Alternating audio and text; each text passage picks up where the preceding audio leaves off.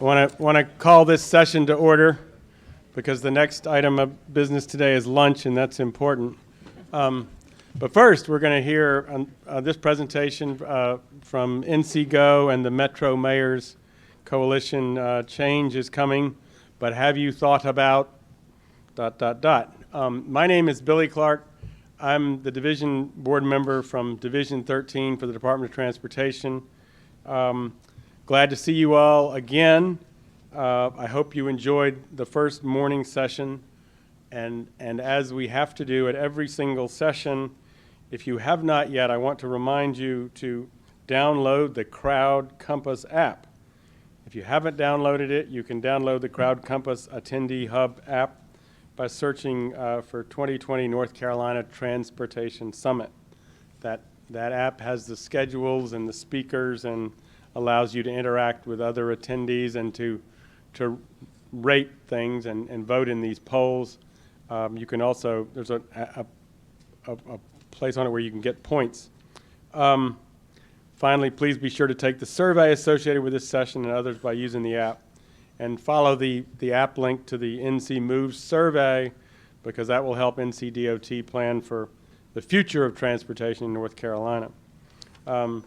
With all that said and done, I just want to welcome you to this breakout session. NCGO has been a great partner for DOT on other things, and particularly for this summit this year and last year, and it wouldn't be possible without them. I'm going to let them take the lead on this, and please join me in welcoming Bo Mills, who is the Executive Director of the Metro Mayors Coalition and an NCGO board member. Bo? This is good. All right. I'm not even going to get up to the podium because I'm standing between you and the smart people that you want to hear from, and my role will be to help facilitate, hopefully, a robust Q&A. So with that, my name is Bo Mills. I'm the Executive Director for the Metro Mayors Coalition. We are founding members, I believe, of NCGO, and NCGO is one of the primary sponsors of the summit, and NCGO, Mark will talk a little bit about that in just a moment, about the role NCGO plays. But the Metro Mayors represents 30 of the larger cities in North Carolina. We focus on metropolitan and urban issues. I see a few mayors in the room. In fact, I see Nick Tennyson, who is one of the founding members of the Metro Mayors Coalition and later secretary of something. I can't remember what that was, but he actually hired me when we started the organization in 2001. So thank you for being here, Nick. I appreciate it. I'm going to turn it over to our panelists. You have their bios in the handouts, so I'm not going to go over those, although I will tell you that if you read the bios, you'll know they're really smart, and you're really going to know they're smart because they're going to say some really helpful and important things. One of the reasons we pulled this session together with NCGO, and I do serve on the NCGO board, and I'll ask Charles if you'll just raise your hand real quick. Charles Hodges is the director for NCGO, which has been around for quite some time. We really appreciate your work. One of the reasons we pulled this session together was we all know, and Tony Seba blew our minds, as we all know, with some of the things the way he presented information and the rapid change we're in the midst of. We thought about, okay, so we know change is coming, but what are some of how is that going to impact us? And one of the areas we know it's going to impact us is how we finance transportation. Mark's going to talk about that. All the technology changes, I think we're going to hear a lot about that from Jeff in just a moment. And then one of the things we know is changing dramatically is the fuel we use for transportation, and that's going to be electricity in the future. So that's one of the reasons we have Lisa Poger from Duke Energy here. So with that, I'll go ahead and just turn it right over to go through our panels. They'll each go successively, and then we'll have a good Q&A. So make notes, write down questions, and we'll make sure we have a good conversation. Thank you. So thank Bo for that introduction. Bo is a past chairman of NCGO, and I've been trying to live up to his reputation ever since I took the gavel, largely unsuccessfully.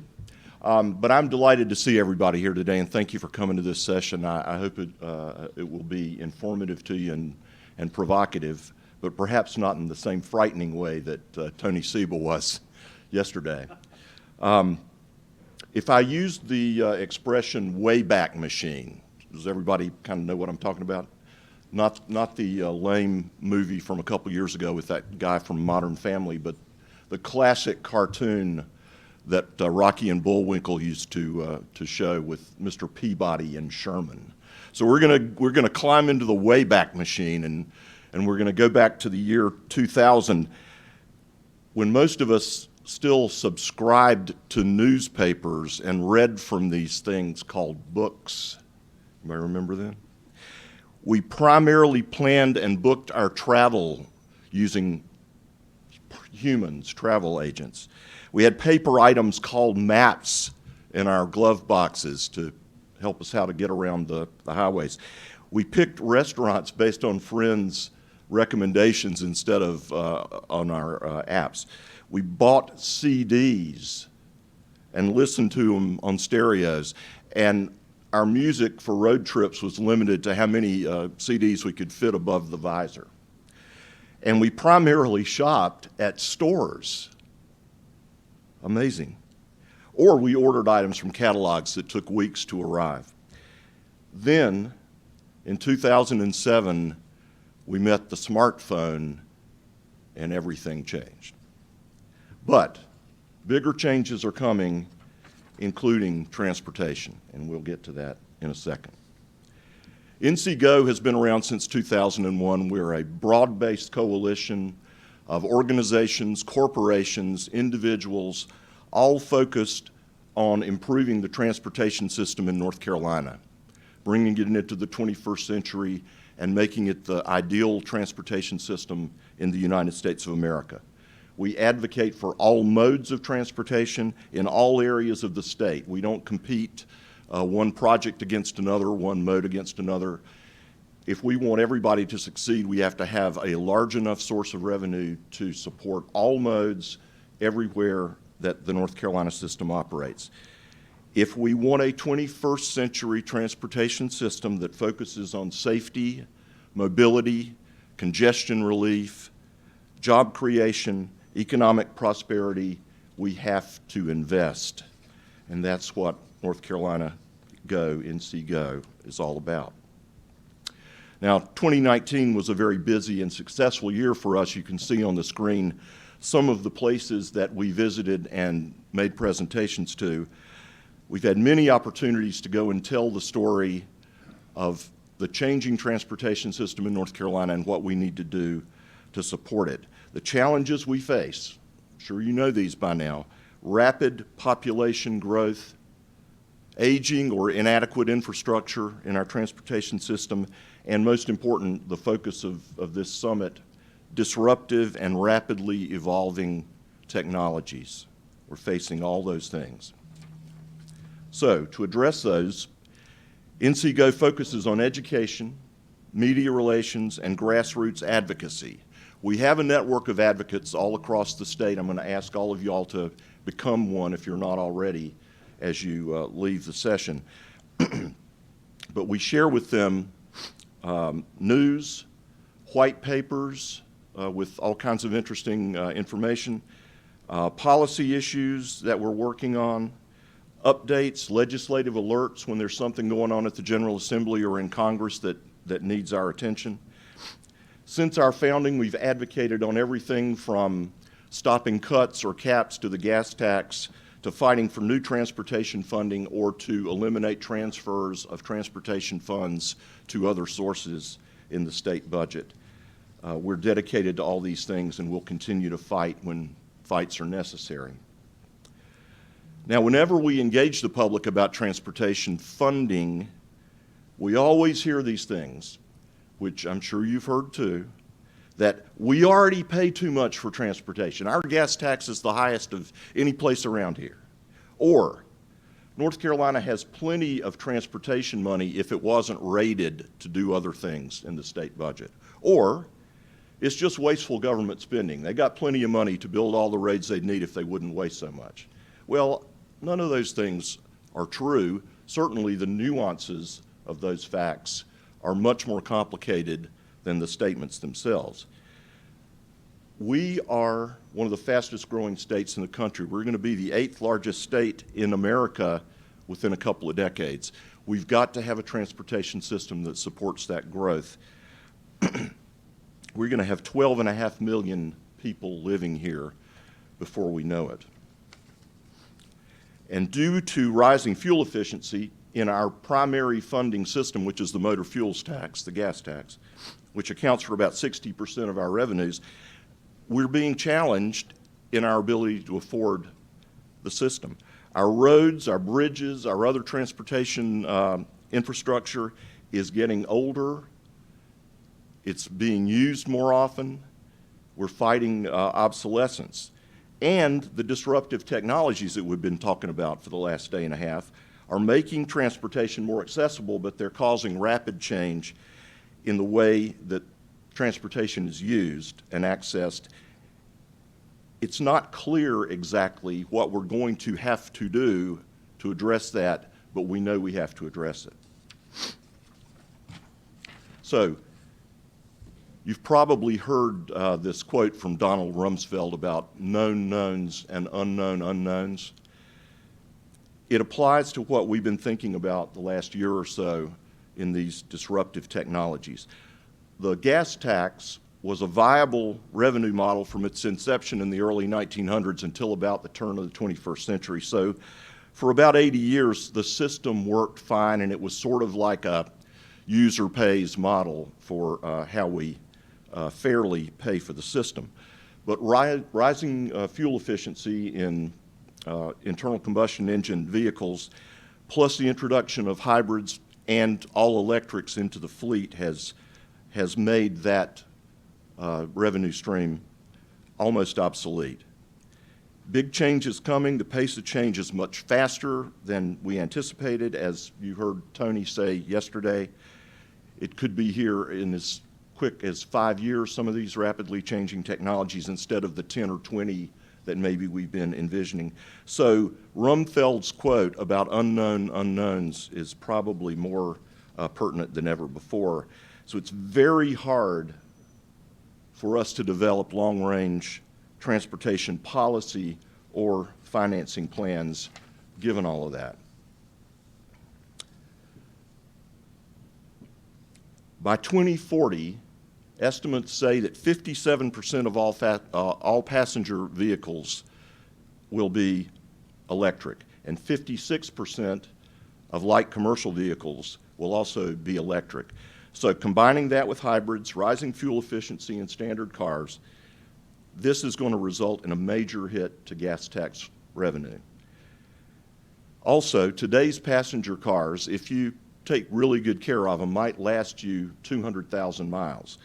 But Tesla's Model 3, as we heard yesterday, is working on an automobile that will have a lifespan of 1 million miles. Think about it. And the battery module in those Teslas can last 500,000 miles now. So this will have a major implication for vehicle sales. And of course, the highway use tax, the sales tax we collect on the sale of cars and trucks, is another major source of revenue in North Carolina that's going to be impacted by those kinds of changes.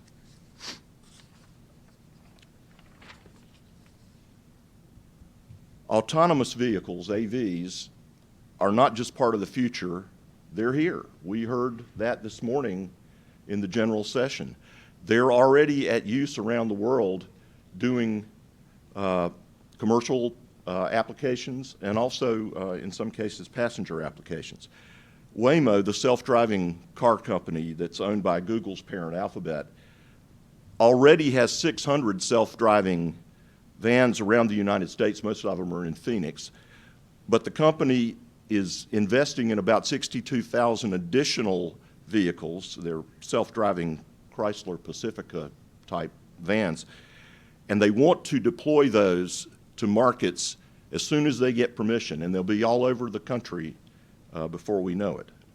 The growth of autonomous vehicles is going to force a change to occur in how we design the infrastructure to support self-driving autonomous cars and trucks. This was also something that Tony referred to yesterday. Our statistic from the Bureau of Labor Statistics says that the average American only spends 5% of each day in a car. Tony's statistic, I think, yesterday was 4%, so it's trending down. That means the car is idle either in a parking lot at work or in your garage at home about 95% of the time. That's a very expensive investment considering how little we actually use it. So ride-hailing services like Uber and Lyft are growing daily in terms of the riders that they serve, the revenues they generate, and the markets that they are in.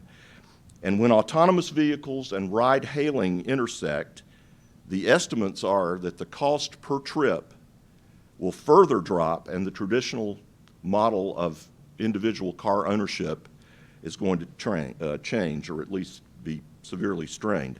At a certain point, it's going to become cheaper to hire a ride to go somewhere than to buy and maintain a private vehicle. Ride-sharing autonomous vans would be less capital intensive and, as you heard this morning, to some degree of angst, perhaps less labor intensive than traditional public transportation, given that the infrastructure, the roads that they use, is already basically in place. With growing use and access, the transition to shared AVs, most likely electric autonomous vehicles, is going to further impact the way we use transportation and the way we pay for it. The unknown is how rapidly these electric shared autonomous transportation options expand and are adopted by the public. So the future of mobility isn't entirely clear. We know that. That's why we're here trying to learn. Nor are the infrastructure needs that are required to support it. The technology gurus like Tony predict a world where shared autonomous electric vehicles are a more affordable mobility option than private car ownership. In this world, transportation between urban and suburban and rural places will be seamless, and we'll be able to move people from outside the job centers into work, into healthcare, into shopping in this way, and we'll be able to bridge the last mile, as we saw in some of the videos yesterday. And while not every household is going to be automobile free, the justification certainly for owning multiple vehicles will dramatically decrease. So, what do we know? Technology is rapidly driving change for all of us, both in scope and pace. Planning for the future is absolutely necessary, but incredibly difficult. Funding concepts like the gas tax or a VMT or something like that, which require lengthy planning and broad support among the public, are going to be challenging to implement and might be obsolete by the time we do so. So by the time we're ready to implement, everything may have changed again. And so I hope not, but we could be having this conversation again in 10 years. We really need to come up with solutions that are sustainable, long-term, and nimble. So what I'd like for you to do is join NCGO as we advocate for responsible change, and stay informed and stay involved. You can join us by signing up to receive our information.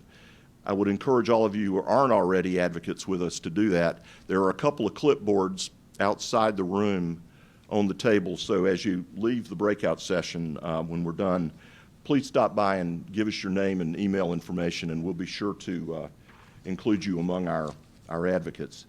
And so with that, I thank you very much for your attention. I think we'll be back later to take questions. Appreciate it. Very good. Thank you very much. So Jeff Hill's joining us from the Boston Consulting Group. I'll let Jeff describe his background a little bit briefly as he gets started. But while he lives in Southern California, he does have one connection to North Carolina specifically. So I'll let you explain that dark blue.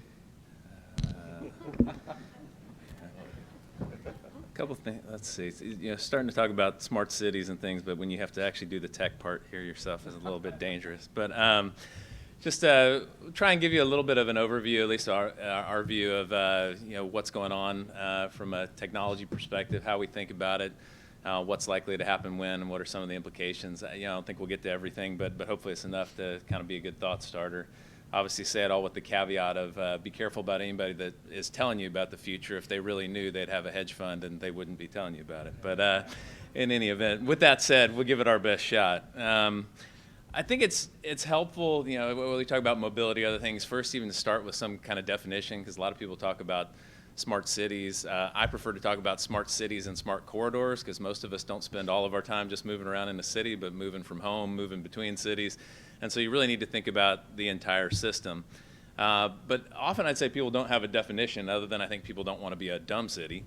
And I'm not sure there are any smart cities that actually exist so far. So this is a little bit in the future. But at the simplest level, the way we like to think about it is, it's really about leveraging data and communication technologies basically to just make people's lives better. And we're here to talk about transportation. But I would suggest when you think about it, you should not just limit yourself to thinking about transportation, because it applies to education services, it applies to healthcare, can apply to your cultural experience, smart citizen services across the board. So net, the same set of data information is useful in a lot of different ways, and it's even as you solve mobility problems, there's a good chance you're going to also have the same kind of information that can solve other problems. So we'll talk about it today from a mobility view, but it's broader than that. I think it's also always good to remember why are we talking about this? We're not talking about it just because changes happen and our investors are making money. The whole reason to do this is to make people's lives better at the end of the day. And that's across the board. If it crudely simplified, I think one of my colleagues once told me there's only 3 things that matter to people: time, money, and love. So I got to give them back more time, give them back more money, or find a way to make them happier and a higher quality of life. That's why we're doing this at the end of the day, not just because for the sake of doing it. In good fashion, I think if you want to know what's going on always in anything, rather than listen to what people are saying, follow the money is always a good perspective. And so this is a couple next pages are just kind of maps of where investment dollars have been flowing, and this is just from a smart cities technology perspective as opposed to mobility as a whole, which we'll talk about in a minute. But what you might note, almost half of the investment in the more recent period that's been flowing into smart city technologies is in IoT and sensor-based technology areas, and then the next biggest is smart city software related sort of systems integration and consulting, and everything else gets a little bit smaller after that. But I think what it tells you is that the real secret sauce that's really addressable in the near term, in some ways it's all about the data, how you get control of the data, who controls the data, what are the access points, and then what the heck do you do with it once you have it. But if you don't have that foundational set of knowledge and information attached to all your assets, there's only so much you can do. So that's people are really first putting in money to say, I got to first collect the information that I need. And again, always important to remember, you got to think real hard about what you want to use it for and what's the value of it, because 95% of data lakes in the world are big, empty, unused things because nobody knows why the heck they built them, but they spend a whole lot of money. So, always solve what the heck you want to do with it before you go spend the money to build a giant machine. Mobility investments obviously even larger, and you can kind of see how rapidly it's been evolving over the last 10 years. But if you just look at nodes or clusters of things that are where all the money's really flowing, electric vehicles and charging is one of the big nodes. Obviously autonomous vehicles, robotics, AI and machine learning. I would say one thing to think about from a tech perspective, probably the most ripe technology that can be applied immediately right now where there are real breakthroughs are in AI, machine learning, natural language processing. So anything that can benefit from those are all becoming really ripe now. And with what Google released in terms of their BERT platform, for the first time ever, these basically stock technologies can now replicate or do better than human performance. So those are things that are ripe now, whereas things like blockchains and other kind of things are not ripe yet. And you see also, the amount of money that's gone into scooters is pretty massive actually in the last period, as well as smart parking solutions. And one thing that we've learned from working with a lot of the scooter companies around the world is not a single city on planet Earth, despite how many scooters you might have seen, where they've saturated scooter demand. They haven't found one place on planet Earth that if they put more scooters that the demand goes down yet. So as much as you might consider them urban graffiti, I suspect more are coming because you haven't saturated the demand yet. And what it didn't show on that page, you could also have a separate page on all the investment in flying cars, basically, which is actually pretty massive. If you want to go to really interesting conference from that perspective. There's one called Bentonville Up, which is out in Arkansas. It kind of gives you, that's where all the folks gather to really talk about what's going on in flying cars. So from a mobility perspective, if we just talk about one important lens of smart city, smart corridor transformation, we like to think about it from an integrated mobility perspective. So it's not just about transportation modes, but it's about your systems and infrastructure and how you're going to build it differently for the future than for the past. It's obviously the digital platforms to enable it, and it requires obviously different culture, mindset, and incentives to go after it. But if you don't think about it in an integrated way, you're likely to leave something on the table. I won't talk about this, but the short answer is there's a whole lot in each one of these categories that becomes important to think about in each one, and it's probably, we can talk about that more in Q&A. Again, back to the why. Well, like, what's a so what? If you're running a big DOT or something, at the end of the day, I'd say the so what is, if you do it right, you ought to be able to spend a lot less capital to accomplish the same mobility solutions than you did in the past. And in the most recent past, the answer to everything was, I got to add another lane, I got to add another ring road, I got to build another tunnel. All that's really expensive, things that have a B attached to it in the billions. Done right gives us a chance to, using sensors, technology, if we can do it smartly, we can find a way to avoid sometimes, spending billions of dollars to just add more infrastructure to throw at a problem rather than seeing if we can solve the problem in a smarter way. Again, what's the so what for people? Keep it simple. I always think, a lot of these solutions aren't rocket science. It's fun to talk about the really sexy ones, but some of the really basic ones actually pay a lot of value. But the short-term answer is for our population, we ought to be able to give them back 2 days a year pretty quickly in terms of improving on their time management. But some of the stuff that, makes a big difference is really simple. Intelligent traffic signals. Ones that actually, the lights are sequenced to whether cars are there or not, that can make a huge difference for people. It's not super expensive. That's available now. So I'd say just always important to remember as we do this that it's fun to think about the really glamorous solutions, but sometimes the really simple basic stuff makes a big difference. Similarly, like, you want to save a ton of money today, change every light in your city to an LED bulb and put it on a smart sensor, and money will fall to the bottom line pretty fast. So don't forget the basics. I'd say, in terms of what people are really doing, not a whole lot, I guess I would say so far. It's mostly dabbling. There's places all over the country that are kind of building smart corridors as a test bed with different perspectives. Some taking it more from the perspective of freight, which is how can I optimize the flow of freight down major highways in a better way, get it a little bit more efficient, a little bit more clean. Other people more from how you use it as an autonomous test bed for moving people around. So people have different views on it, but I'd say it's mostly at the experimental phase. People aren't really using it at scale. A lot going into parking in most cities.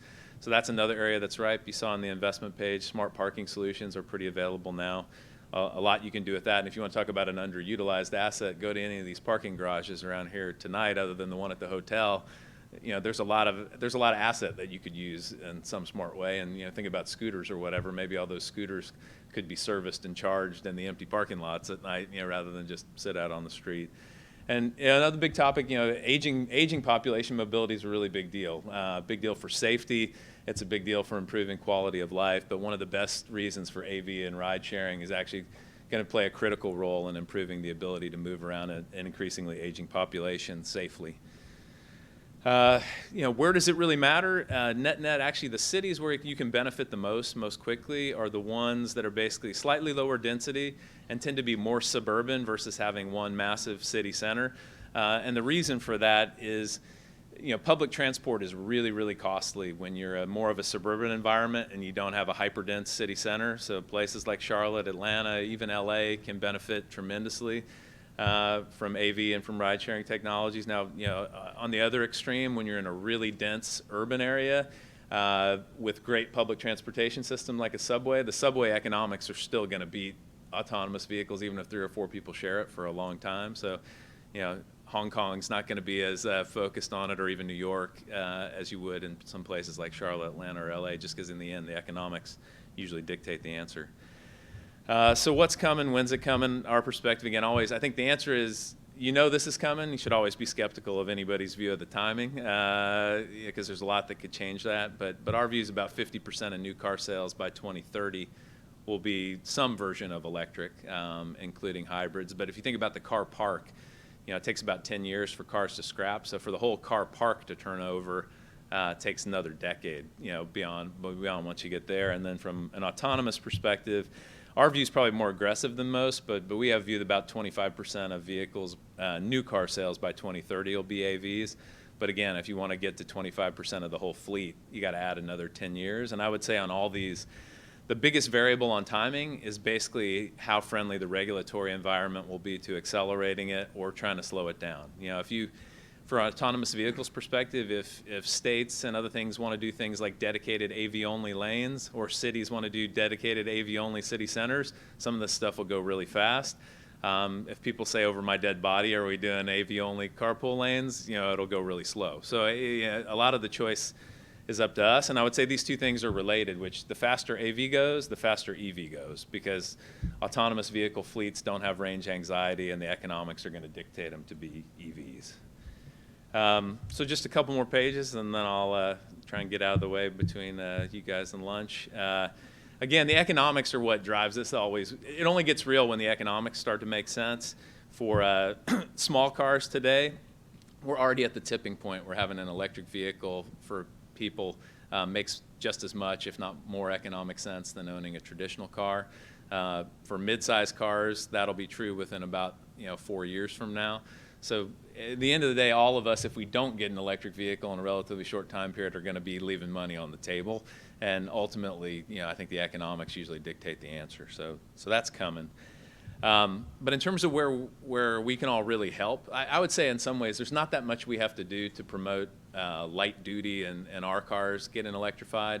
But in medium and heavy duty, it's still out of the money for a while on most classes of vehicles. And so the things we can do from a regulatory perspective, incentive perspective, to drive some of that faster, make a big difference. And that's when you can start thinking about other important things that impact people. All along your school bus routes, which often go by some of the most challenged neighborhoods and things, you're pumping out all kinds of NOx and SOx. Solving climate change is a global issue, but solving pollutants that come out of things actually affects the people that live right here every day. And so things like electrifying school buses actually can be in the money with a little bit of the right incentive, and thinking about the air quality of the people that it affects every day. So trying to think about what we can all do to improve medium duty, especially where it's not quite right, but it's pretty close if we put a little bit on it, is something we should all think about. And last, I think back to the point that Mark was making. The thing I'd put in everybody's head is what you should be thinking about is $53 a North Carolinian. In terms of when all this flows through from EV and other kinds of things, you need to find 53 more bucks for every person that's here every year in order to pay for stuff versus today if you just take the difference in registration fees and gas taxes. Now, obviously, there's some consumer benefits because the fuel they might spend is less. But I just start thinking about it today as I got to go find 53 bucks a person. And so how do I start doing it? Clawing away at that is a good way to think about it. So short answer is stuff's coming. It's coming pretty fast. I'd say, again, our view by 2030, a lot of this is going to be pretty real in the next decade and kind of at scale. And the reason you believe that at the end of the day is if you follow the money, and if you just assume in the end the best economics wins, the economics are dictating that it needs to tip over now, whereas that wasn't true before. So that's probably enough for today.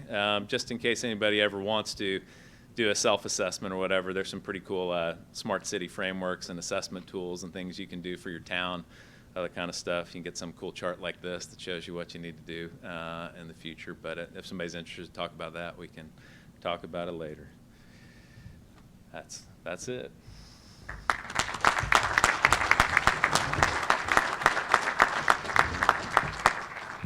So Jeff's connection to North Carolina is actually you're from South Carolina originally, and he went to some notable schools, including some in Boston and other places. But he went to Duke University as an undergraduate. Is that right? As an undergraduate, yeah. Thanks. Lisa. It doesn't endear you. There's a few of them floating around here, Nick, right?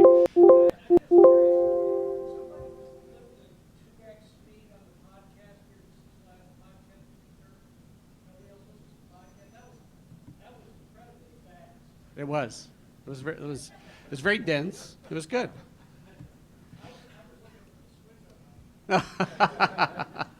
Well, with that, They told me to go fast and get out of the way for lunch.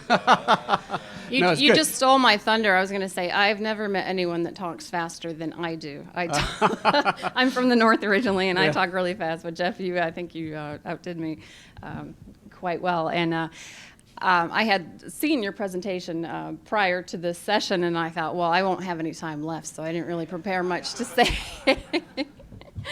But I'm Lisa Poger with Duke Energy, and you might be wondering why I'm here at this transportation conference. We are one of the sponsors for the conference, and so they gave me the obligatory spot here to talk about electric transportation. And we've heard a lot about, how vehicles are going electric. So as the new fuel provider, Duke Energy obviously has an important interest in managing these loads and serving these loads. And so just wanted to talk really quickly about some of the initiatives that we have going on here with Duke Energy, and also the other utilities in North Carolina as well.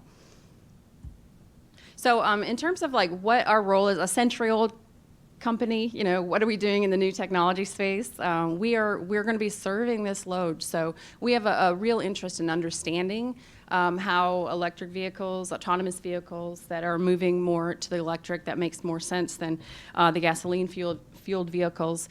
So as a utility provider, we want to make sure that we are informing our customers about these technologies. We're encouraging the adoption so we can meet some of these goals that we'll be talking about in just a minute. We want to demonstrate the technology. Duke Energy now has a fleet of over 500 vehicles that are either hybrid or all electric. So we're really demonstrating that this is a viable technology. We're reaching that tipping point where this is usable for fleets and also for personal transportation. And then to provide a foundational infrastructure. So we're seeing in the market right now that while vehicles charge mostly where they're parked, either at the home or at the workplace, there is a need for public charging infrastructure, that faster charging. And so the business models right now are not there for commercial providers to put that fast charging infrastructure out there. So as utility, we feel like we can fill that space, that gap, until the commercial providers can provide that service. We also, we talked about the cities' initiatives on climate change and smart cities, and so we are all about partnerships. The utilities want to partner with cities. Duke Energy has partnered with the city of Charlotte. We've partnered with the city of Raleigh, a number of cities across North Carolina to reach some of the goals that the governor has set out for climate change in terms of reducing greenhouse gas emissions. So we really want, we are a key player to meet the goals of the electric transportation adoption in the state to help drive down greenhouse gas emissions. You really need to partner with the utility to make that happen, because we are the ones that will be putting in the infrastructure or supporting the infrastructure that that needs to be out there to support this goal. We also have partnered and have attended many sessions with the Department of Transportation on their zero emission vehicle plan, which came out late last year. So there's a real initiative to get these zero emission vehicles out on the roads, and really focusing on education, convenience, affordability, and policy. And I know you probably have heard a lot yesterday and today about the different vehicles that are out there right now. But back in 2010, there were 2 electric vehicles options out there. There was the Nissan Leaf and the Tesla Roadster back in 2010. So there were not a lot of options. Today, there are more than 50 different vehicle options for electric vehicles. So we're seeing that what really makes the difference in terms of this being a viable technology is product availability, policy to support this transition, and the cost of ownership. And if you look at the total cost of ownership, as we heard, electricity is about 1/3 the cost of gasoline, even at the low prices today. So all of those factors are really moving us to that tipping point where we can see, at least for passenger vehicles, that this is a really viable technology. I do want to state, though, as also mentioned, I feel like as a last speaker, like a lot of my thunder's already been stolen, but we are really looking at the larger duty vehicles. So Duke Energy has proposed some pilot programs, which I'll just touch on in just a minute, but really to foster some of the larger vehicle heavy-duty vehicles, so transit buses, the school buses, but we've also seen drones. If you were able to go out to the pilotless taxi the other day, that is just a really exciting news, and we're really seeing electrification in all kinds of modes of transportation. So it's a very exciting time, and again, from a utility perspective, it's really exciting for us to be this new fuel provider. Just really quickly, we are a regulated utility, so we have filed with our Public Utilities Commission a number of programs to help build that infrastructure for charging. Again, this is a new fuel, so we have to have the infrastructure out there to charge these vehicles. So we have proposed some residential charging. That's where people charge most often. That's where they're parked most often. So if you're a passenger driver or have a vehicle, you'll probably most likely be charging at home. So we've proposed a pilot program to give rebates for residential charging so we can understand that load. Also fleet charging, workplace and fleets for municipalities. It's a really great option if you know the distance of your travel. It's a really great option. You can have a lot of cost savings from the reduced maintenance and also the fuel cost savings.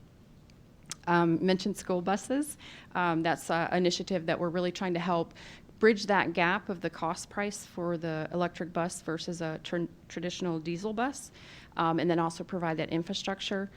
Transit buses, we just saw earlier this week, Go Triangle is testing out their new electric buses for transit. We also have some at the Raleigh-Durham Airport from Lot 3, the longer term parking up to the airport.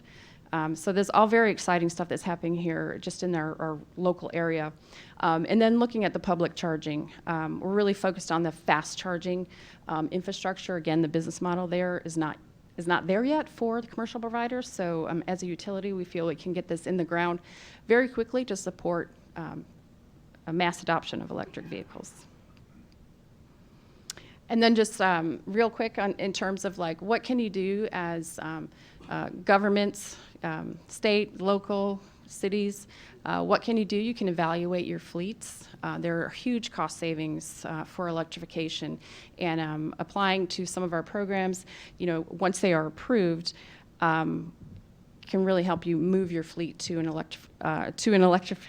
electrified state. But we have some resources on our website that you can look and kind of calculate, what is the distance that your vehicles travel, what are you paying right now for fuel costs. Electricity is a very stably priced commodity, so for future planning, it's a really great option to move to electric. And that is what I have.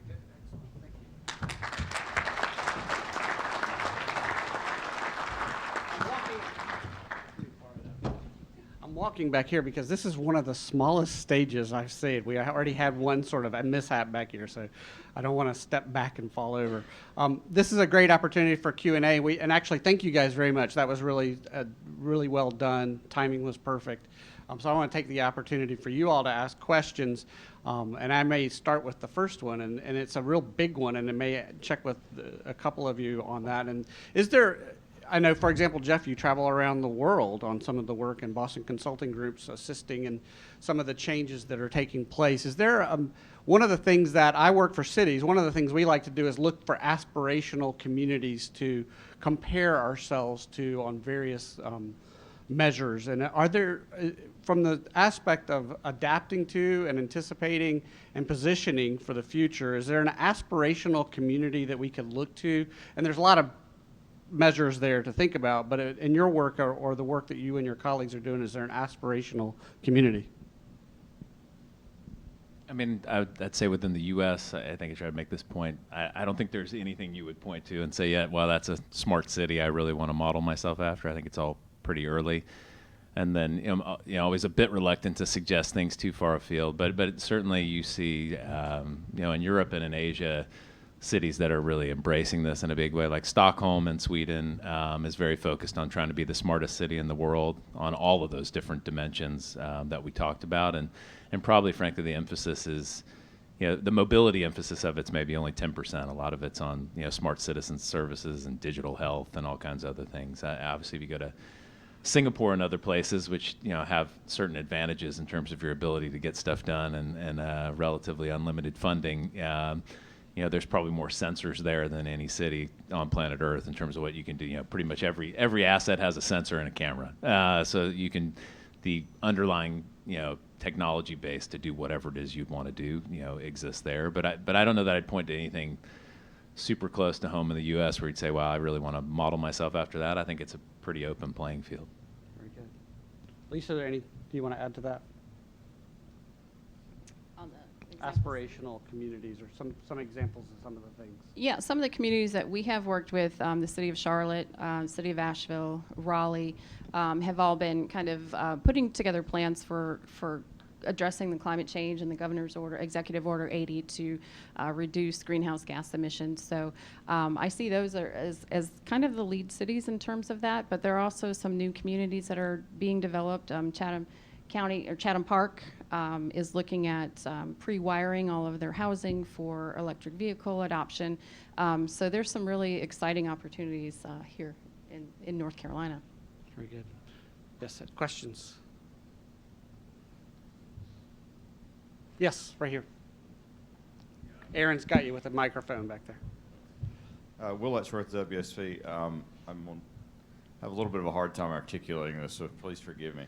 So I recently went through the exercise of purchasing a new vehicle, and being an engineer, made a very detailed spreadsheet on, how many miles I drive and my commuting patterns and long trips, and whether an EV made sense. Ultimately, a hybrid made more sense for me at this point, just because of long distance travel. But it really struck me while doing that of the mental gymnastics involved in determining what made sense. What have you seen as far as education for the general public, whether it be at the manufacturer level, maybe it's Duke Energy, maybe it's what cities are doing, to help people realize that there is an alternative that may make more sense for you, particularly in the electric vehicle space, and to work through those issues of where can I charge, what do I have to have installed at my house to make it work. It was, everybody is so used to, I buy a car, I pull up at a gas station, I put gas in it, and it goes. How are we working to shift people's mindset that, might not be an engineer who's comfortable sitting down with a spreadsheet and doing the math?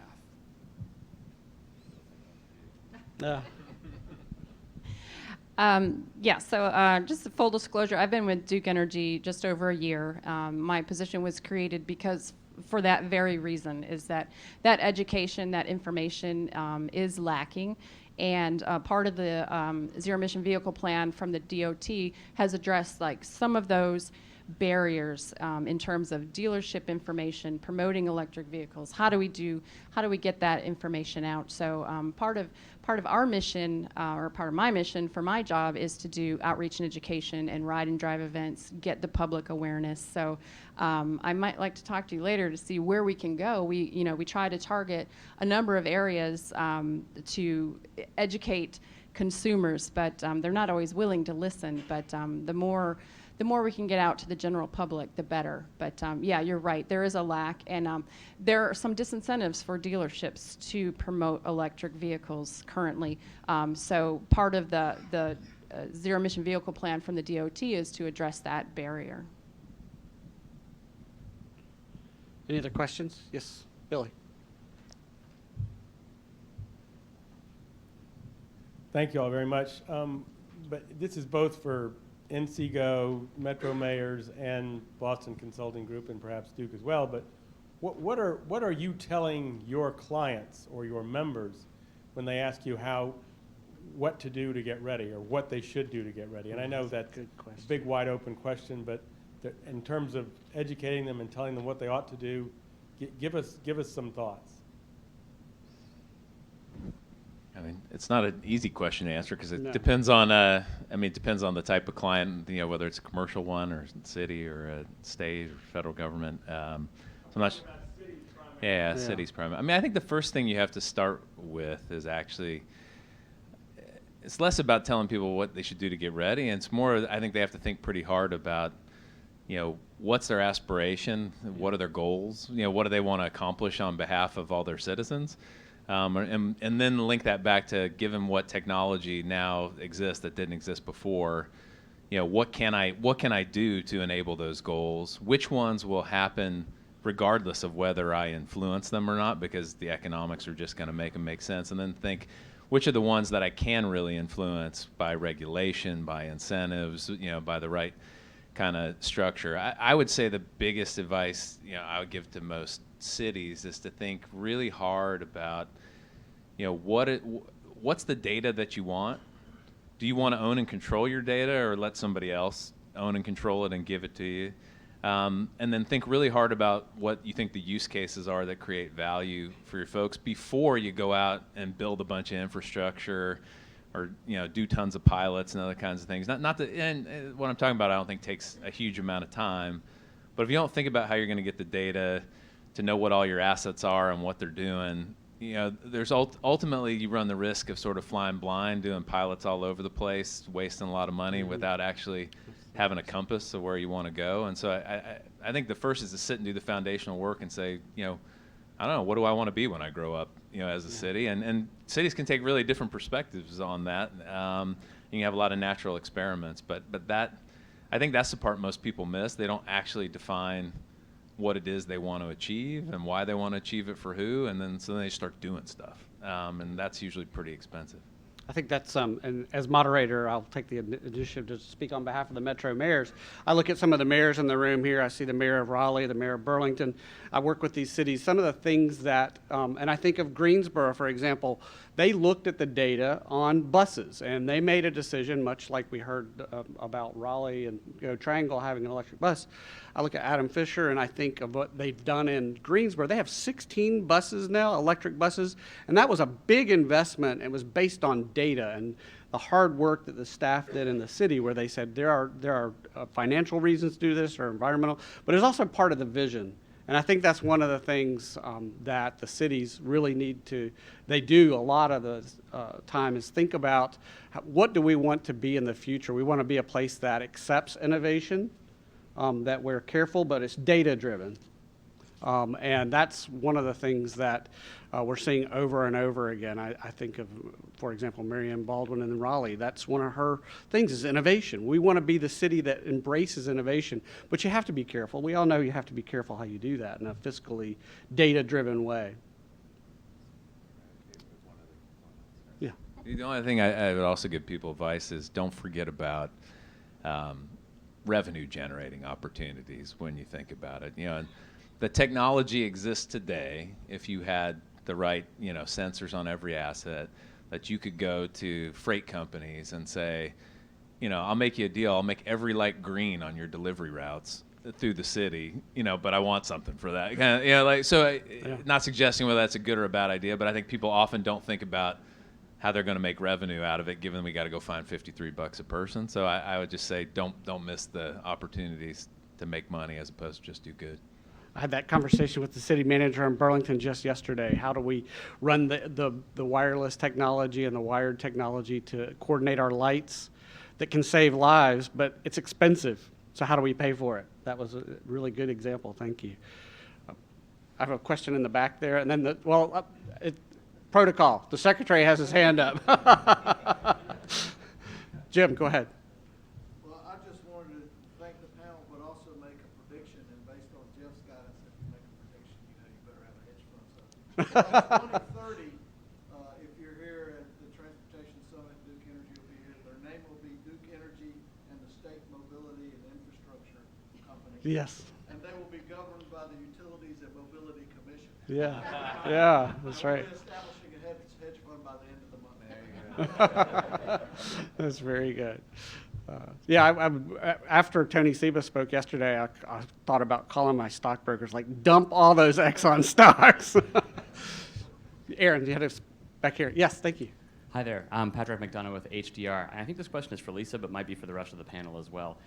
So here in downtown Raleigh, we have Citrix bikes, which have electricity in them, and I think they're charged to the ports. But we also have the dockless scooters, which mostly get picked up by people who plug them in and charge them at their homes, which means our micro-mobility option, number one, that's the most widely distributed, disappears around 9 p.m. every night. And so when you think about what impact that might have on drunk driving, where somebody who might be drinking on a scooter is doing less damage than somebody drinking and driving a car, how do we get, and our city's thinking about how to get electric charging for micromobility out in a way that helps make our streets safer, expands micromobility, and to the gentleman's point, maybe there's a charging revenue opportunity for the city. I would love to know if anyone's doing something like that. Yeah, that is a really great point. We do have some research projects going on right now for lamppost charging, also looking at food truck charging, so public access charging, just in the general sense in terms of electrifying a lot of different things that doesn't require a huge fast charger, but yeah, we have research going on. There's some research going on at the University of Charlotte as well, in conjunction with Duke Energy, but nothing that's market ready yet. But it's on the horizon. There's a lot too that's evolving pretty rapidly in terms of scooter technology. If you even went back like a year, most of those scooters, you had to throw them away after 6 to 8 weeks, and the battery was pretty small. The new generation, birds and things that are coming out, will last more than a year, and the battery's about 5 times the size, so you only have to charge it about once a week. So actually, a lot of the opportunity is really around, how do you actually, if you can get one more scooter ride a day out of it, it's pretty compelling. But a lot of it's all around, like, how do you position the scooters in the right place, because people dump them off where they dump them off. But if you could have right scooter, right place, right time, you get one more ride a day, there's actually a lot of revenue that flows through from that, and obviously a lot better utilization for people. So, a lot of the things people are exploring is, there is massive amount of extra capacity, whether it be at service stations, parking lots, or whatever, that you could service and charge at night, as opposed to just gig workers taking them in their home. Kind of thing. And so there are people playing around with pilots of could I have essentially a mobile charging and storage sort of and maintenance facility that rolls into a parking lot at night, takes up 4 or 5 parking spaces, fix a bunch of scooters, rolls out so the cars can come back in during the day. There's there's things going on like that. I don't know if anybody's cracked it, but they will crack it, because the biggest drag on their ability to make money is the operating and maintenance cost to run it. Most of them aren't profitable right now, but they're getting pretty close to profitable, and they are profitable in some cities. So it's an issue they're going to want to fix. We can probably take 1 or 2 more questions. Oh, we have over here. Yes, sir. Real quick, help me understand $53 per person per year. We got 10 million people. Help me understand the $53 per person per year. We got 10 million people in the state. I'm bad at math, but I think that's only 500 million per year, and that's not going to get us to funding the budget that we have.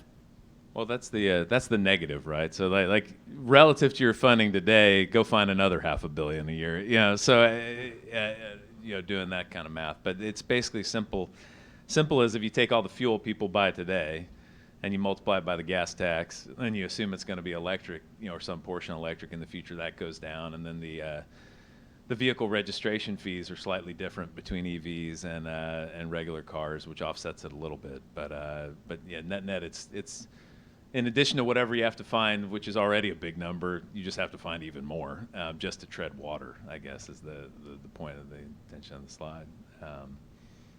So Bobby Lewis leaned forward quite a bit when you were answering that question, trying to figure it out. I was going to ask everybody to leave $53. Yeah, on the way out. Yeah, there you go.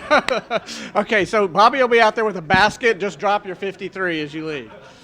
There was one other. Yes, sir. Last question, I think. So I would think like long range type of planning. And so I think back to like 1970 or so, 50 or so years ago. And really a lot of things have changed, but a lot of things haven't. It really looks pretty much the exact same as it did when I was born. So I'm wondering, beyond what's going to happen with within the next 10 to 15 years? What do you see for 50 years for my kids? Like, does anybody know or have any inkling of what it might look like in 2070?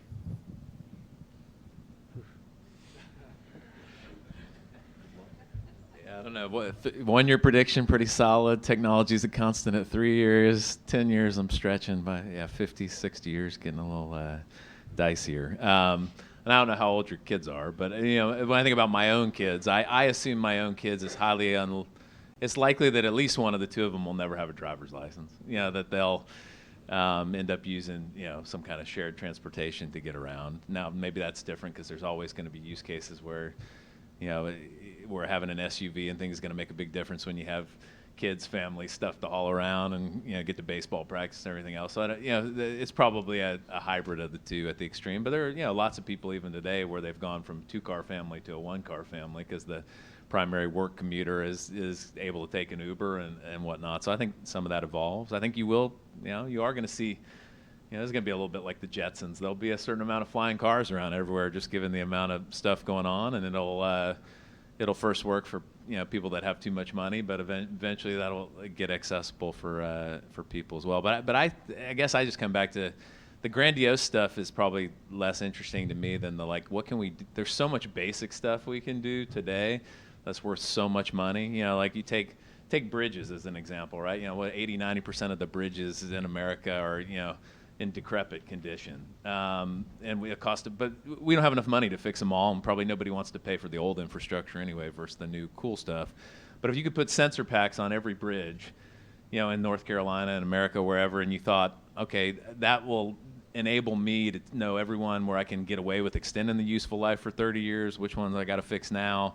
In theory, doing that right, your entire basket of what you spend money on could be half of what you expected it to be, or really simple stuff. If I had really good data on what types of vehicles, what types of weight and things are really driving on my roads, maybe I can save money on asphalt or whatever because I can use a different composition. I guess I would say the basic stuff's where you're going to really pay the bills, for the future, and then all the cool stuff, it's going to happen anyway. But the easy answer to me is when the economics make sense for people, they'll do it. And so if it gets in the money, it's going to happen. There's not that much you have to. If it's out of the money, you can push as hard as you want, but people ultimately aren't going to do it unless you give them a big incentive. And even with incentives, they'll barely do it if the economics don't make sense. I hope my grandkids are going to be beaming down from the Enterprise to the planet with Kirk and Spock and Bones. I just wanted to say one more thing by way of promotion of the NC First Commission that the department pulled together last year to begin doing some serious and innovative thinking about what the future looks like in transportation in North Carolina and how we pay for it. Their work continues. If they're in your community, and they will be taking the show on the road, encourage all of you to come out, encourage your policymakers at the local level to come out, participate in those deliberations, provide your ideas and input, and be part of that process. When 2021 comes around, about a year from now, and the commission hands off its findings to the General Assembly, then Representative Carney and her colleagues will have the ball, and then they'll need to put their good thoughts to it. But I just encourage all of you to be part of that process, to encourage your local elected officials, your state legislators, your Board of Transportation members and your highway divisions to be smart, be active, be engaged, and together I trust we'll come up with some good solutions. I really hate to break this up. This is great information and great panelists, and I want to thank NCGO and the Metro Mayors Coalition and the panelists. Give them a big hand.